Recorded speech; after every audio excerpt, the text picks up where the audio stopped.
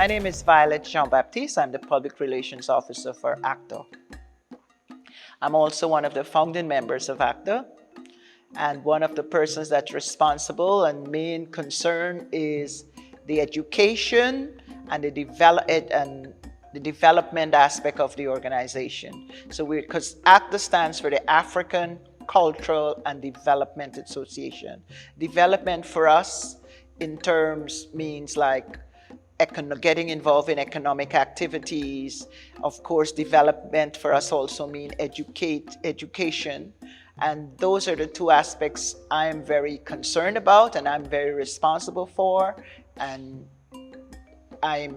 that's the aspect of ACDA that I'm involved in. The educational aspect and the business development aspect of the organization and of persons within the organization. Now, Sister Violet, you said you were a founder member.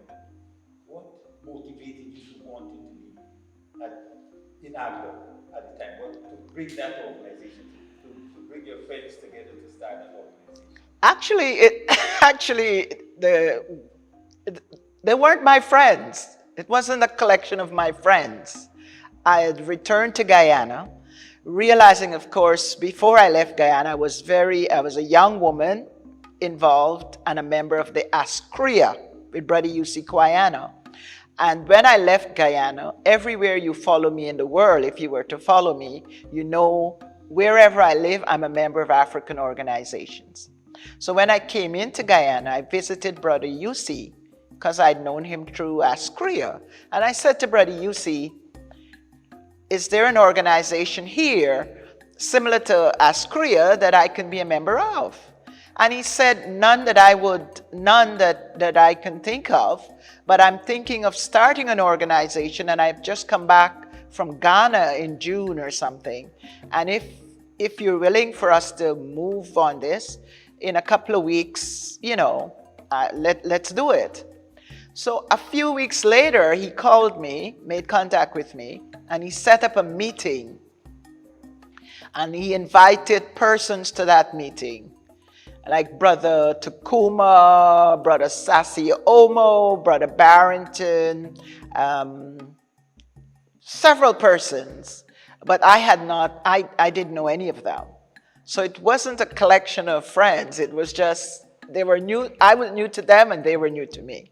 So I basically got involved because I've always been involved in African organizations since ACDA. So the ideology was already in place. So when I came to Ghana, I wanted to be a part of a similar African-centered organization. And out of that, ACDA, as Brother Barry puts it, came into being.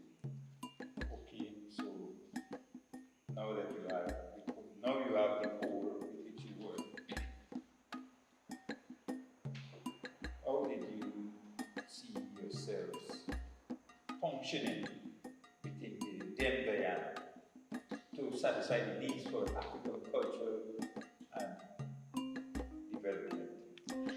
What I can say right up front, that when ACDA came on the scene, when we came together and decided, I remember Brother UC saying to us, before we get out there, we met for months to come up with what our objectives are. What should be our objectives? You don't just go out there, you have to have your objective. What our commitment? What's our vision? We spent a lot of months working on that. And the primary purpose is really the restoration of our people so that they can know their traditions, know the culture, and at the same time be positioned in the society in which they live, where their interests will be represented. That's our primary purpose, I would say. History, knowledge of self, and how you actualize that. How do you move forward as a people? And at the same time, how do you get recognition? Because for us in ACDA, we realize Guyana is a multicultural society. And in that society, you have other groups, and these groups they had not gone through the chattel slavery, which was an inhuman experience for 200 years, and they had not had taken from them their culture, their names, their ethos, their religion. They did not have the same experience. And that's why you would have Barrington Braffett, Janet Smith, and so on. They hadn't their names taken from them. They hadn't their religion taken from them. So it was important that ACDA, in its beginning, start to work in that whole restoration. How do you restore a people? And you can only restore them by knowledge of self. So the primary objective really is really teaching. Teaching, teach. We shouldn't miss any opportunity to teach. Because as Willie Lynch had said, and Willie Lynch is one of those slave makers who went around plantations from Virginia all over the Caribbean, teaching slave makers how to control slaves, how to make slaves and how to rob them of their identity and how to brainwash them. And he said that the only thing that can correct that is when they start to learn about their history. The history is the key. The history knowledge of self will wipe out clean the brainwashing. And basically, that's what one of ACDA's primary objective is. So, in other words, you see ACDA then as a forerunner to the entire reparations movement, because the reparations movement talk about repair of the African self. And ACDA was doing that 27 years ago, 28 years ago, which would have been like 15 years before the reparations movement in the Caribbean really took. You know, I've heard that. I've heard that. But I remember before I came to Guyana, there was talk of reparations.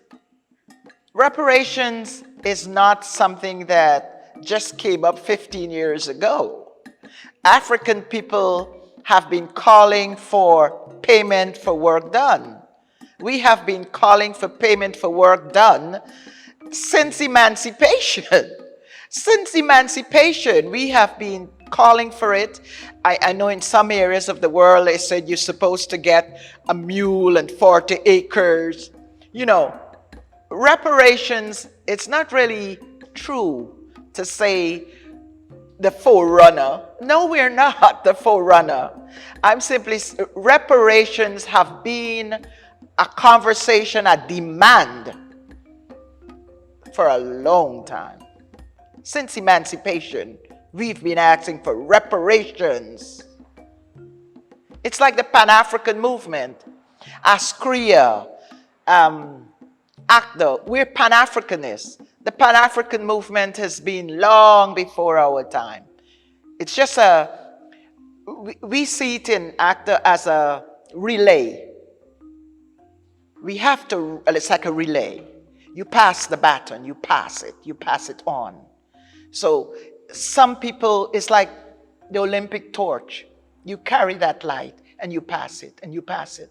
So the talk of reparation, the repair, payment for work done, that's just being carried. It's that torch being passing on, and we hope to pass that on to our children and our grandchildren until it reaches fulfillment, because it is fair and it is just. Yes, sister. So, in view of the work ACDA has been doing towards restoring Black pride, African dignity, African self, emancipation, how do you, on a scale of 1 to 10, how do you assess the work that you have done and you still have to do? Well, you asked me about a scale of 1 to 10, the amount of work we have to do and how much we have done. On a scale to 1 to 10, I think we're at a 2. I think we're at a 2. I think we have not there is so much work to do. I mean, maybe even a one we are. There's nine you have to do. The work is many, but the laborers are few. There's so much work we have to do. One of the things, though, we have to, I think, take credit for, is emancipation. Emancipation, emancipation. Now it's become a word in the dialect. It's not emancipation, it's not a new word, but it's become a popular parlance. Now you have emancipation hardware sale.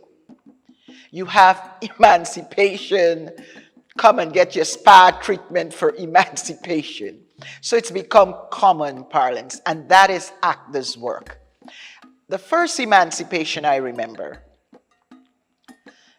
I would say in the national park, maybe about 5 or 10% of the persons there wore African clothes. About 4 or 5%. The last emancipation that we had prior to, I would say about 5% did not wear African clothes. So emancipation, so ACDA has really, we have to take credit for that. We have to take credit for awakening and bringing us to that point. But that's not all that, it's that, the clothing and so on. It's an important part, but that's not, there's much more. In Guyana, for instance, if we want to stay in Guyana, African Guyanese control maybe about 4 or 5% of the economy. Just like when we wore, 5% of us was wearing clothes, right? Wearing African clothing. We want to go to a stage. That's why I say there's much work to be done, where African Guyanese have a larger portion of the economy. The clothing and the trappings that go with that, the names and so on, those are very critical things. But at the same time, we have to also, and that is why in ACDA we have the developmental part of it, so that we as a people, as African Guyanese, can stand tall in a country that we built. Because as Brother Barry often says, and have coined the phrase, emancipation is the genesis of the Guyanese nation. And it's very, very unfair and unjust that hundreds of years after, we still only participate or part of 5% of this economy. That has to be corrected. That has to be repaired. And the reparations movement is one of the movements and one of the vehicles that can be used to repair that situation. Yes, you say that in terms of our developmental trust, you see that the position that African Guyanese are in this country are very insignificant in terms of our contribution to the economy. And so my question is, how do you see organizations like ACDA and other influential persons in Ghana making a difference in that developmental path so that we can get there as fast as possible to play a greater role in the economic? Well, the question where you're asking about how African Guyanese can move up quickly, there's no quick fix. I don't see it happening quickly. I think it's going to be a long process, but it starts with government. Government have to recognize it as a role. As a matter of fact, in Canada right now, there is the developmental fund where finance is available for African business development. In other parts of the world, there's that. We need to have that push. For instance, if one has to bid for a contract, if I have to bid for a contract, say to do roads, I have to have road equipment. The African Guyanese is at a disadvantage. They do not have the equipment to build a road. So therefore, they will miss out on road contracts. So there has to be some system that will allow African Guyanese to access the capital or the equipment so that they can bid. If the present system continues, we will always be wallowing on the muddy flats. It is very, very important that government recognizes it and start to put systems in place that will allow the African Guyanese a level playing field. Reparations, as I've said, is one of the means that could be used for that. Reparations, land, contracts, affirmation that we are an African people and that they owe us. We are the builders of this country. We cannot settle to just be the hewers of wood and the drawers of water. You can't just want us to be security guards and maids. It is very, very important that the government, whichever government is in power, that they recognize that there has to be systems in place that would equalize this situation, economic equalization in the country. That's my view. So, in terms of emancipation, we started by saying that before we mentioned what was happening, what has happened in terms of the participants and the addresses. What else do you see emancipation has brought to the African Guyanese? The festival, not emancipation, the event that happened. So that started in 1813. I talk about the festival. I'll tell you something. Emancipation, prior to emancipation, there was something called folk festival. And folk festival used to be held on the first Monday in August. We decided, we were invited when ACDA was formed, we were invited to do the African portion in the folk festival. And a collection of us decided that since that was the only African-centered holiday in the calendar, that day should be primarily for Africans. Fortunately, at that time, the persons that were having the multicultural folk festival and the government of that day stepped aside and allowed us to take the day. Since it was August, we wanted the holiday must not be the first Monday, but it must be specific to the Emancipation Day. We lobbied and we were successful with that.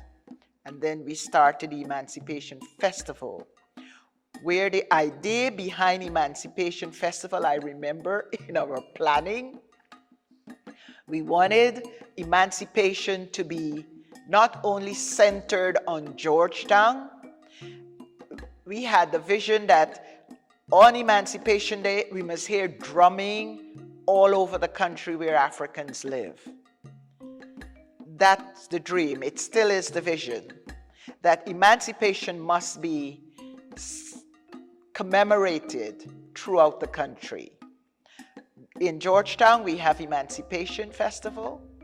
Now, one of the things that have happened, we have noticed that now you're having other villages. So it's creeping where you have other communities having emancipation. Because that was the vision, where we get together, we commemorate emancipation, and we teach. The main focus is teach.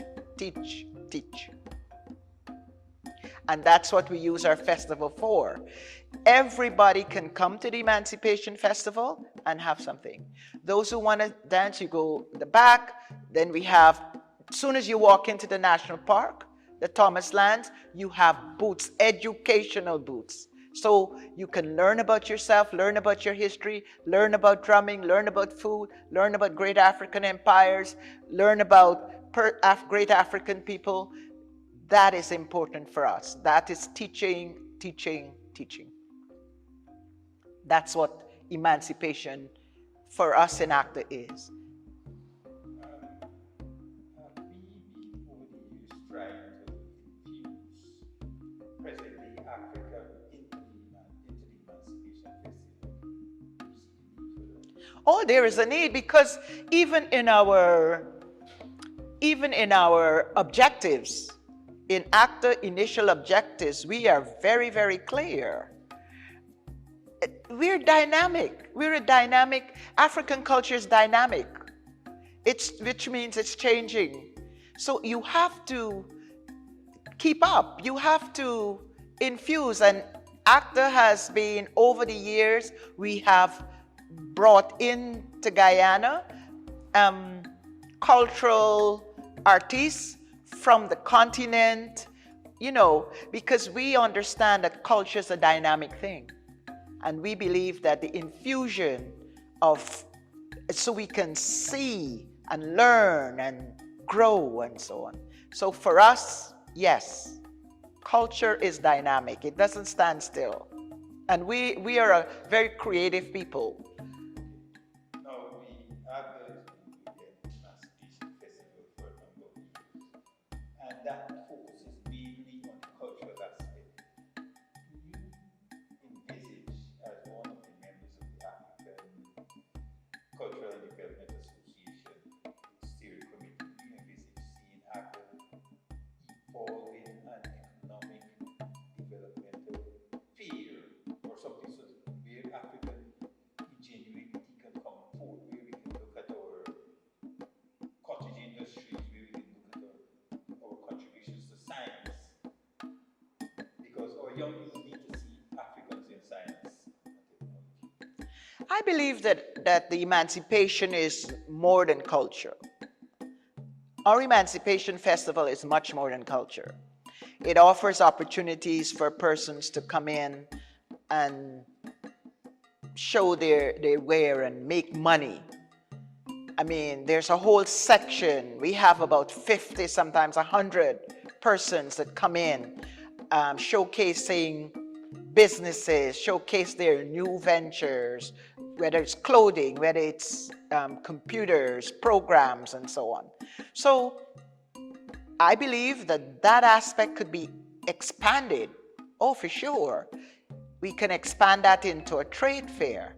I mean, out of ACTA came the African Business Roundtable. The African Business Roundtable is out of that desire to take the business, we came up with the African Business Roundtable.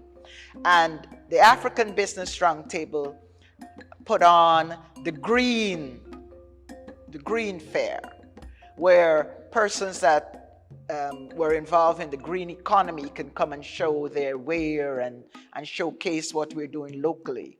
So I think, yes, in answer to your question, I believe yes, we can and we should and we ought to expand the business aspect of the organization, but more than the organization, because I might differ here to many persons in the steering committee of ACTA. I believe in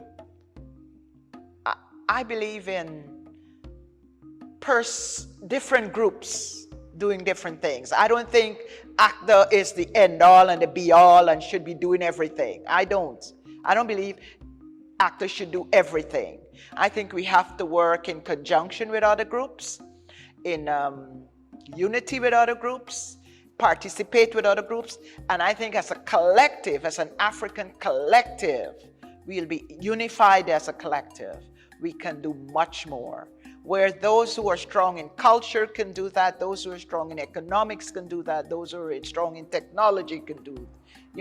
So it's not a task for ACTA alone. I don't see it like that. I believe it has to be done as a collective. That's how I see it.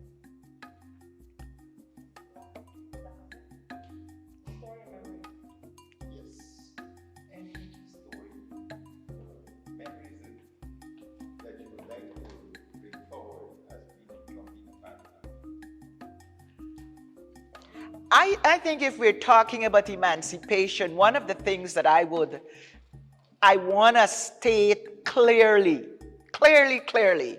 You asked me about stories of emancipation that stick in my mind.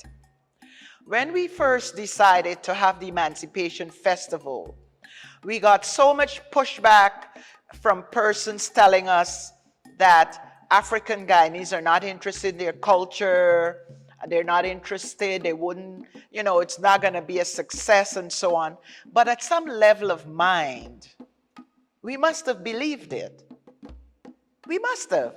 Why do I say we must have believed it? Because our first Emancipation Festival, we had little things before, but the first one we had in the National Park, we set up in the National Park. We printed no tickets. We set up on the rugby field. And about 3 o'clock in the afternoon, the African Guyanese came out by their thousands. And we had a brother, Sase Omo, at the gate we had no tickets, and he's trying to make change and so on. And they lined up all along Thomas Lance, the road. And it was taking so long, people just pushed the gate down and walked in. So I always say that that's a memory I have, which stood out in my mind. In the end, we had to fix that gate because we must have believed, because we did not print tickets. We had just had brothers that's at the gate thinking 1 and 2 people will come in, and African Guyanese came out in their thousands, and we weren't able to cope. The next thing that stands out for me for emancipation, and I want this to go on the record, and that is our first emancipation. Remember, we started in a little 10 by 12 or 16 by 12 little room. We didn't have much money. We decided to put on this festival. That's why we were in the rugby field of the National Park. A brother from Canada have all the footage, and maybe one day we will show it. It was not such a grand affair, but we were there. And we had no money. We had to get wood and so on. And Brother Barrington Braffett, he said, listen, I have a motorcycle, and I will sell it or part it so we could have money for the festival. We had a sister Abina. She was a head teacher at a school at Allen's High School on Regent Street, 3rd Street Agricola, the late Abina Johnson. She's the person that conceptualized the penny bank that we still have going over 20-something years in ACDA. That's a brainchild of Sister Abina Johnson. Sister Abina said, Sister, I am going to borrow some money on my house so that we could have the festival. Those are the things that stand out for me when I think of ACDA emancipation and its membership. The widow might, the might of widows, poor grassroots Guyanese, saying this is important, this is something we want to do. That stood out. What also stood out is our teaching, having our learning centers in Agricola, All Boys Town, Sophia, the Bay, and these areas where we would go and teach our children, teach our culture. Rain or shine, mud or no mud, fall in the mud, get up, go. Those are the things that stand out for me. And up to this day, we still have our classes, we still teach our young people, we still have our youth groups. Those are the things that stand out for me. So for me, once we continue doing what we do, building collectives, building unity, teaching our culture, teaching our history, thinking and building the black economy, I think we will be on the right path as we go forward.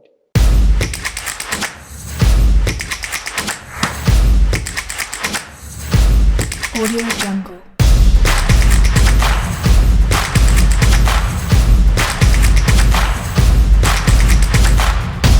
Audio Jungle.